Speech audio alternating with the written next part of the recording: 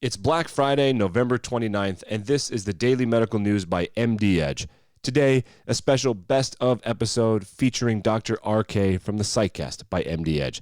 I'm the voice of the Daily Medical News, Nick Andrews.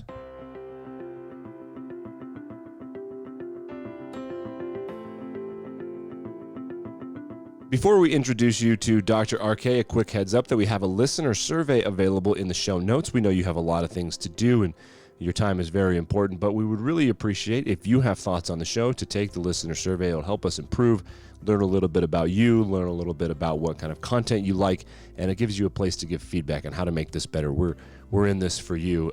Also, the survey is completely anonymous, and we protect your anonymity as well. Okay, so let's talk about Dr. RK. She is a clinical psychiatrist in New England, and she writes, produces, records, and edits the Dr. RK segment of the Psychcast by MDedge, which is a sister podcast all about clinical psychiatry hosted by Dr. Lorenzo Norris. Dr. RK covers a bunch of different things from clinical inspiration, wellness, resilience, patient interaction, and we think you're going to really enjoy it. So without further ado, let's get right into some of the best of content from Dr. RK in 2019.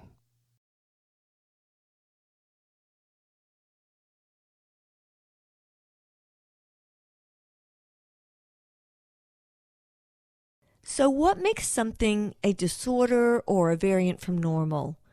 When does one cross that line from normal side of a spectrum to the disordered side of a spectrum?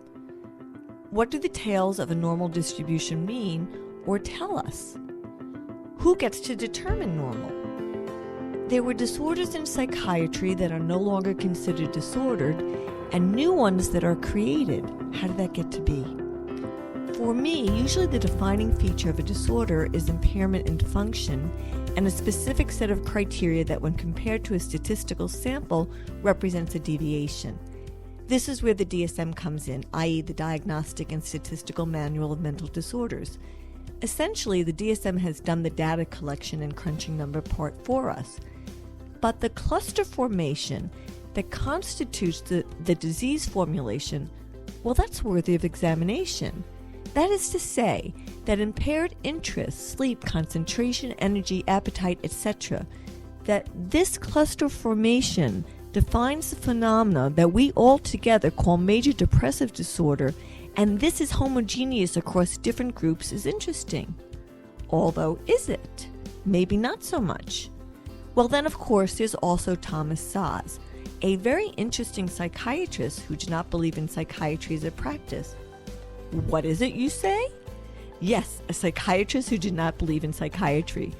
For example, according to an article by Benning, Szasz did not have difficulties but preferred to conceptualize them not as mental illnesses or diseases, this is a quote by the way, but as problems in living, and the best relationship between a psychiatrist and a patient was based on a consensual contract rather than coercion, end quote. Arguably, I would say Szasz is referring to involuntary hospitalization and involuntary medication, and the forensic psychiatrist in me would still say this does not constitute coercion. Coercion implies forced or tricked, and while involuntary is against will, it is certainly not forced or tricked. It's pretty out in the open. Well, in theory anyway. Actually, I think I have to have another program on that one. Benning's greater point with Szasz, I believe, lies within the issues of psychiatric power. Quote, today there is a growing disquiet about the fact that psychiatric talk has come to be a sort of go-to discourse for an ever-widening range of human concerns, end quote. So I think we have to be ever aware of our role in society, especially, by the way, when dealing with involuntary hospitalization or involuntary anything. This can never be punitive, nor can it be used, by the way, as a means for indefinite incarceration. It wasn't too long ago that women could be sent to insane asylums as an alternative for divorce. How do you like that, ladies? The asylums were essentially prisons for non-compliant women. But I digress. So I come back to my original point.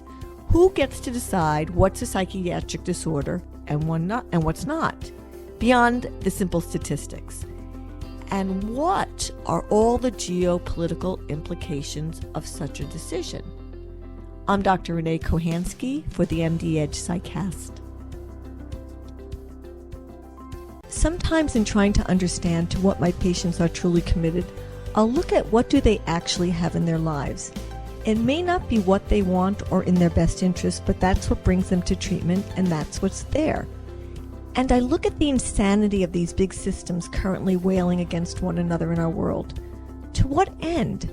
When I think there's a basic set of problems we really just all want to solve, just like with our patients. They come to us because they're ready to solve these problems, mostly. And I believe that with all the technology in the world, both from a mathematical and cognitive perspective, when we actually commit to solving some of these problems, we can. I took a course in college called linear programming, where you could set up mathematical equations to minimize the negatives and maximize positives using an algorithm. So it seems to me with our big system problems, you could grab some really cool high-level mathematics, the stuff quants do, and then you get some world-class negotiators together. And rather than fighting against what is or isn't already, you work it. You work the problem. Nothing earth-shatteringly new here. It's not being for cause X or cause Y. It's about solving a problem. Letting go of the position and embracing a solution. Letting go of being right. I've talked about this before. I heard something truly fascinating the other day. When we first discovered nuclear energy, we didn't quite know what to do with the nuclear waste. And now with this incredible rush into information technology, we are trying to manage information and forgetting how to be with people. It's like we don't know how to manage the information overload. And we may be losing some of our humanity in the process. With each step forward in progress, we trade science and speed for some of the human interaction. And we are forgetting something about being civil to each other and losing this ability to negotiate and problem solve together, working for a solution, being kind, being civil, remembering we are people, not things. But you know what? I think we can do better. And I think we have to stop for a minute as a people and ask ourselves, what do we want in our lives? I'm Dr. Renee Kohanski for the MDedge Psychcast.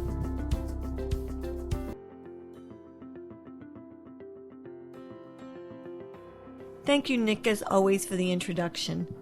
Because psychiatry is considered one of the softer medical subspecialties, people love it when we have something that somehow seems, more scientific to support our treatment plans. At one point, the dexamethasone suppression test was all the rage. Unfortunately, this did not withstand the test of time.